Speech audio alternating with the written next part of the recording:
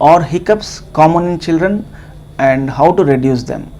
Hiccups are not so uncommon in children. When you give feed to your baby a long gap, if you give a long gap in between feeds, then there is chance of having hiccups for your baby. So try to avoid long gaps in between feeds, so that will reduce the physiological hiccups of your baby. So but still, if your baby is having lot of hiccups complaint, then go to your doctor, get it evaluated first.